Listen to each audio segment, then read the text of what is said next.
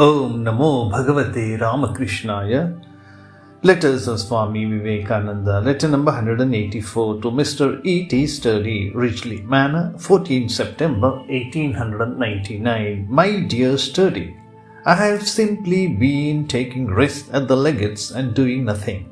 Abhedananda is here. He has been working hard. He goes in a day or two to resume his work in different places for a month. After that, he comes to New York to work.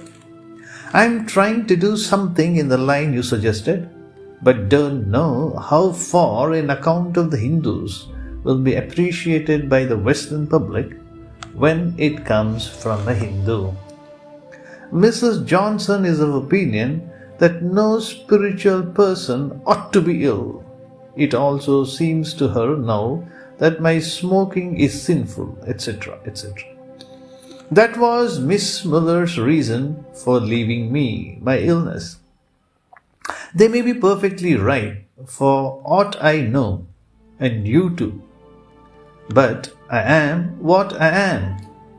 In India, the same defects plus eating with Europeans have been taken exception to by many. I was driven out of a private temple by the owners for eating with Europeans. I wish I were malleable enough to be molded into whatever one desired. But unfortunately, I never saw a man who could satisfy everyone. Nor can anyone who has to go to different places possibly satisfy all. When I first came to America, they ill-treated me if I had not trousers on. Next, I was forced to wear cuffs and collars. Else they would not touch me, etc., etc. They thought me awfully funny if I did not eat what they offered, etc., etc.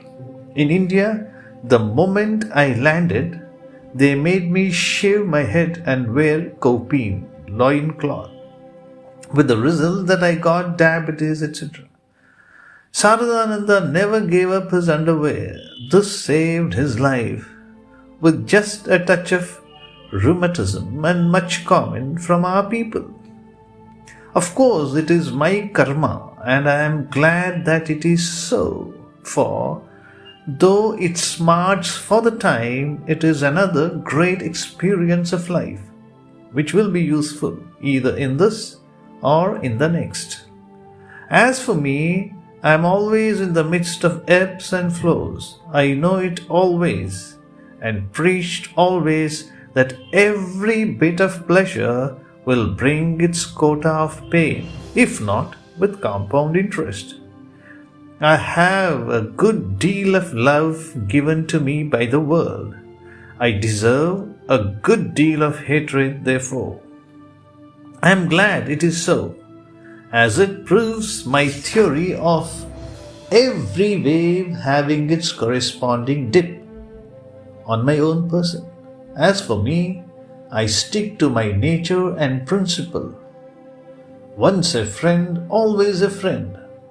Also the true Indian principle of looking subjectively for the cause of the objective. I am sure that the fault is mine and mine only, for every wave of dislike and hatred that I get. It could not be otherwise, thanking you and Mrs. Johnson for thus calling me once more to the eternal. I remain as ever with love and blessings, Vivekananda. Om Shanti Shanti Shanti. Harihi Om Tat Sat. Sri Ramakrishna Arpanamastu.